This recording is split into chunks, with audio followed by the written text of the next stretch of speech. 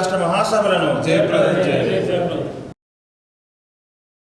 PDSU జాతీయ నాయకుడిని నేను. నా పేరు పి మహేష్.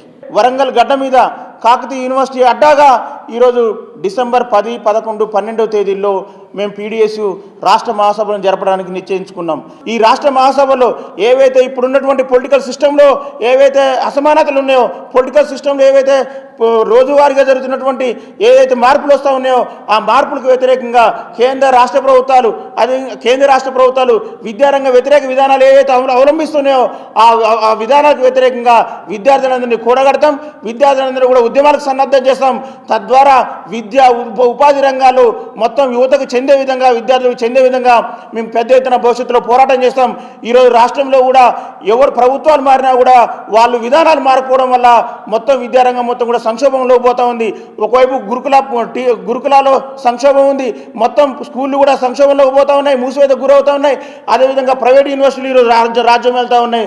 కాబట్టి మొత్తంగా చూసుకున్నప్పుడు విద్యా ఉపాధి అవకాశాలు మొత్తం కూడా, వైద్య అవకాశాలు మొత్తం కూడా దెబ్బతీస్తూ ఉన్నారు.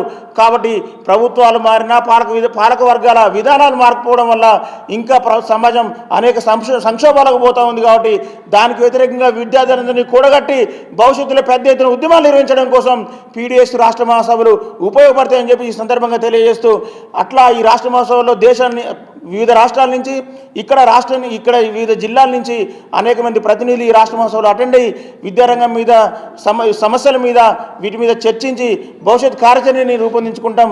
తద్వారా విద్యా ఉపాధి రంగాల్ని ఇక్కడ తెలంగాణ భారతదేశ విద్యార్థులకు చెందే విధంగా అంతిమంగా మేము సమాజం శాస్త్రీయ విద్యా సాధన ఏదైతే పీడిఎస్ ఆశయ లక్ష్యాలు ఉన్నాయో అటువైపుగా పయనించడం కోసం ఈ రాష్ట్ర మహాసభలు ఉపయోగపడతాయని చెప్పేసి తెలియజేస్తూ, ఈ రాష్ట్ర మహాసభలకి అన్ని వర్గాల ప్రజలు మీ వంతుగా సహకరించాలని చెప్పేసి పేరున అభ్యర్థిస్తూ నాకు ఈ అవకాశం ఇచ్చినందుకు ధన్యవాదాలు తెలియజేస్తాను.